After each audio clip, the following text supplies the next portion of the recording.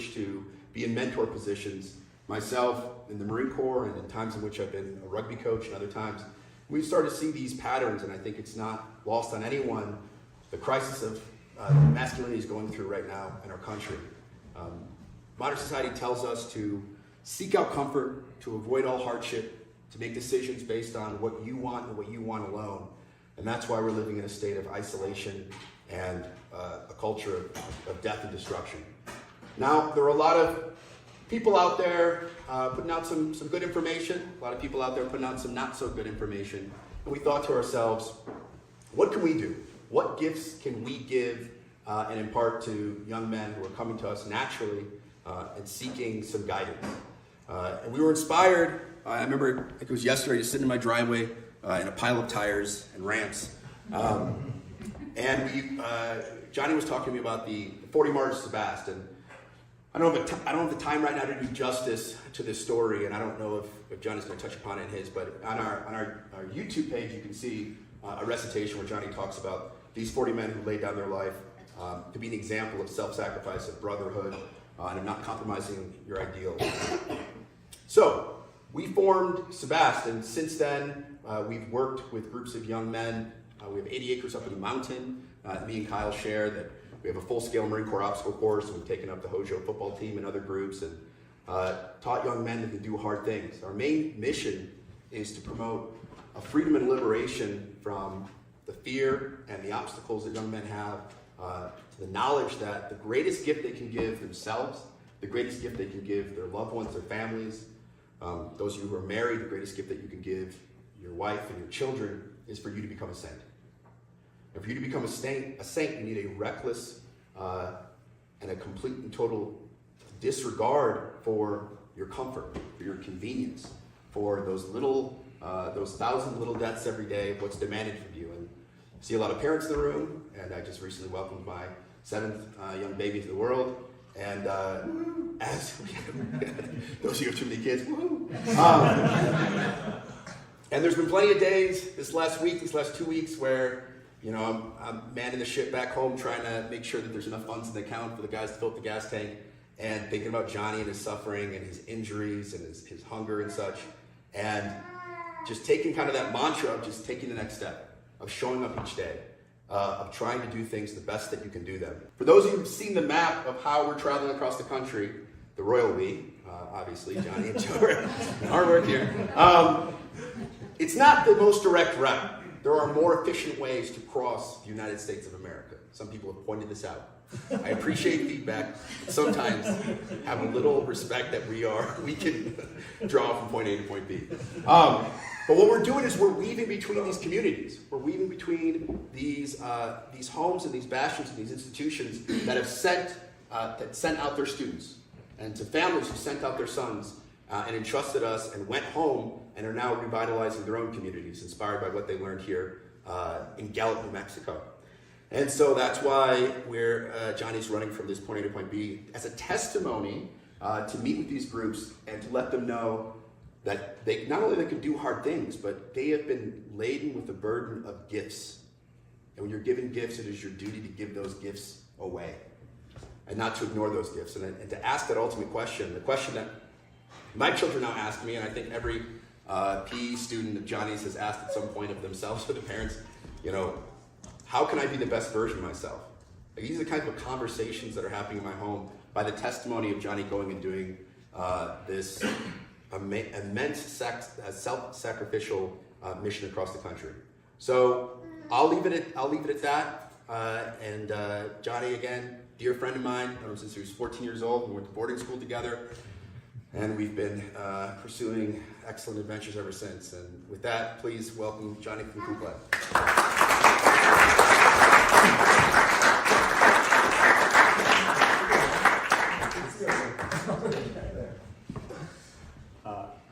Guys, thank you for being here. It's good to be here with you all. I'd like to invite you into some thoughts I was having the last 5 miles of my run today. Now, I tell the kids when I was teaching at Hojo and PE, I'm like, guys, you're free. You have free will. You can choose whatever you want, but you can't choose the consequences. You choose whatever you want. So I'm now reaping the the benefits of my own advice about the psychological, what would you say that? Psychological repercussions of choosing to run 35 miles around a track in a circle in Gallup. And that's hard to run in a circle for 35 miles. So a lot of weird things go through your mind when that's happening. So I'm going to share with you one of the things that went through my mind the last 5 miles. At mile 30, I felt a complete apathy. This morning started, I was pretty optimistic. I felt pretty good. I had a good conversation on the phone with an old friend.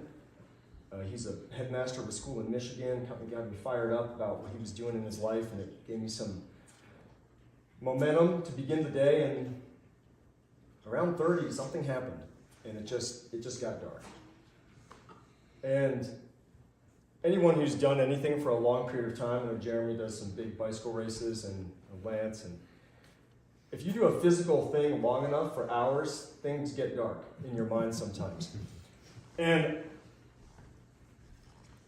yeah, there was the sadness, kind of the depression, and I started slowing down. I started, what am I doing out here? What am I doing? I don't want to be here. You start thinking about all the decisions you made in your life. Does any of this matter? Does it matter? And you don't even really know what you're questioning. The fire is out. Whatever that is, that fire that keeps you moving, it's out. So what I used to do, because we've all experienced this feeling at some point in our lives. When I was a kid, and I first experienced this at the age of 10, I distinctly remember it. My parents' trampoline in North Idaho. I'm not going to tell you that story, but it was my first existential crisis. Age of 10, looking at the clouds. But what I did when I was a kid is, when I found that feeling, when I could detect it coming on, I would run from it. I'd distract myself. And you can distract yourself in a myriad of ways. Luckily, I chose a decent way to distract myself from it. I just do something really physically hard. Because it would make that feeling, it wouldn't make it go away, but it would reduce it. It would numb it a little bit. So it wasn't quite as acute, quite as intense. Recently, in the past 3 years, I've taken different tactics. I've decided whenever I feel that, I'm not going to distract myself from that feeling. I'm going to enter into it. I'm going to sit with it and just be with it. So at mile 30, it comes on. Okay, I guess we're doing this. So I'm running 30, 30 and a half, 31. And I'm literally I'm not sitting with the feeling, I'm running with the feeling very slowly. And it's 31 and a half, 32, 32 and a half. And all of a sudden, a quote from C.S. Lewis popped into my head. And then everything got better. This was the quote. I'm paraphrasing it. But C.S. Lewis says, if you have a desire and you can't identify the object of that desire or a destination for that desire, there's nothing around you. You've looked all over the world you're living in, and you've found nothing that can satisfy this particular desire you have. There's a high probability that your desire is for another world, if this desire can't be met here. So when that quote came to my head, an immense peace just came over me. The feeling didn't go away. The feeling didn't go away, but it was peaceful. I was able to look at it. I'm going to run the next 2 miles and go take a shower. And I still kind of feel that feeling now. Because feelings come and go. We can't really control how we feel. We can just control what we do with those feelings, how we handle them. But that reminded me of something, that I'm not made for this world. This isn't my final resting place. This isn't my destination. I'm a pilgrim. I'm just passing through. I'm just passing through. And when I start rooting my desires in material things, I start to lose sight of what I'm doing down here, of what I'm really here for. So I realized in that moment, realized again, because we always need to be remembering, I'm made to be a great saint. I'm made for union with God, and I'm made to be a saint. Which leads me into what I want to talk about tonight. St. Augustine says, God is a farmer, Deus agricola est. And I want to kind of unpack this image of a farmer. What is a farmer? A farmer is someone who tills. He tills the land, he plows, he takes a knife, and he drags it through the earth. He wounds it deeply, tills the soil, turns it over, and exposes the rich, nutrient-dense soil underneath. And then you can take a seed and put it in there, cover it back up. Now it's protected and it can draw from that richness and then begin to flourish. I love that image. It's such a beautiful image. If we look at the cultural soil that our young men are growing up in today, there's no nutrients in this soil, the cultural soil of today. It's intellectually bankrupt. It's filled with addiction. It's filled with vice. It's filled with distraction.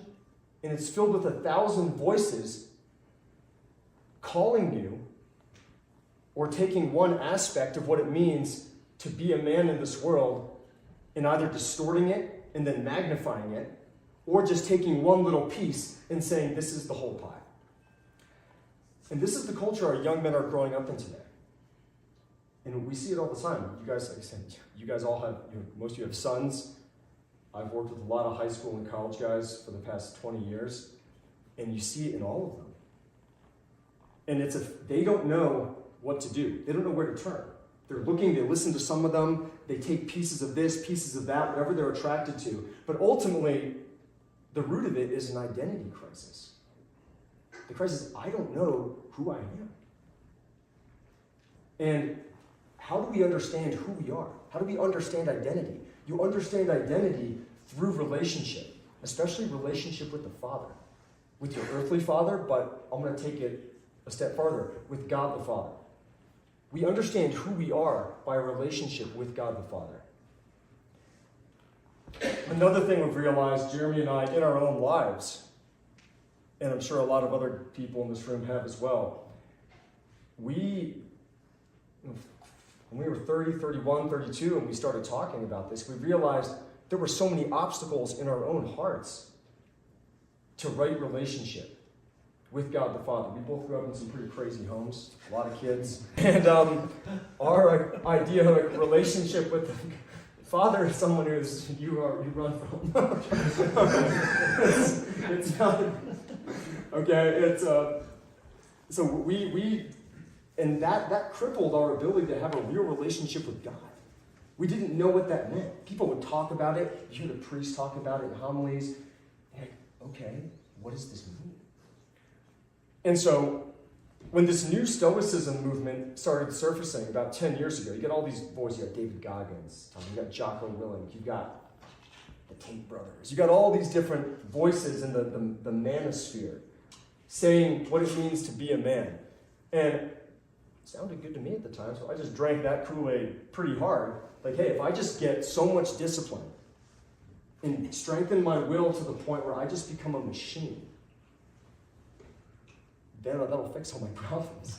Like, if I can just will myself to heaven, because I knew I'm made to be a saint. But I was also very frustrated that I wasn't able to live the life that I knew I was supposed to live. Right? It's like St. Paul. Why do I do the things I hate? You can't. I believe this, yet I find myself doing this. But because I didn't have this relationship with God, in a right relationship, I was expecting, what's wrong with me? What is wrong with me? Why can't I do the thing that is right? I know what's right, I know what I'm supposed to do, but I keep doing the wrong thing. Why do I choose evil over good? And so you start to despair after a while that that's even possible. You despair that holiness is possible because you don't believe you can do it. And you're right, you can't do it. But I didn't realize that. If we could will ourselves to heaven, if we could do it on our own, Jesus didn't have to die for us on the cross. He didn't have to suffer and die. We need a Savior. That's the reality. I didn't understand that. You hear it, but it wasn't in here. It was just in my mind. So what we've realized with these guys is these young men are suffering terribly with so many different addictions and vicious patterns in their life. They want to do good, but they're shackled, they're chained. So many different things. And they hate themselves for it. There's a lot of self-loathing. I should be better. Why am I such a piece of trash? Why can't I do good? I'm the worst person. Because another thing our culture has cultivated very well is isolation. Nobody talks about this. They all think, I'm the only one. I'm the only one that can't do the right thing. I'm the only one that can't live up to the ideal. I'm the only one that's not living it out. It's like, spoiler alert, none of us are, because we're all human, right? We're all humans, and we're struggling to do it. We're striving for it, but we can't get there on our own. But they don't understand that. They think they can. But that self-hatred and self-loathing is now destroying, it leads them into all these addictions, so much addiction to pornography. It's everywhere. Everyone, that's destroying them on many levels, destroying their ability to have real relationships. It's just literally destroying their brains. Same effects as cocaine. The images show it. They're addicted to a lot of hard drugs, alcohol, using women, anything to distract them from their own pain, but also trying to find something desperately to validate them because they feel so low. But this all springs from not having a right relationship with God the Father. Identity starts with relationship. I want to illustrate this point with the best way you can illustrate this point, but let's look at the life of Jesus Christ. Let's look at the life of Christ. Jesus arguably executed the most flawlessly the greatest mission of all time perfectly, and it's still continuing today. No one has ever so successfully executed a mission that is Christianity as Christ has. Nothing, no business plan, no one has ever done it, and it's still continuing. How did he do that? How did he not get mission drift? He knew so clearly who he was. We all get that. You have businesses, we get it all the time. You're saying, you know what you're supposed to be doing, and then you're 6 months, like, wait, why is my business going in this track? I'm drifting. Got to get back on track. He never did that. He was so clear about what he was here on earth to do. He was so clear about it. And how did he sustain it over time? You read in the Gospels constantly. He would retire, he'd leave, he'd go away from the disciples, he'd go to a quiet place, and he'd pray. He'd commune with God. He'd go into the silence where you can hear the voice of God. And he'd seek counsel there. He'd receive consolation, direction.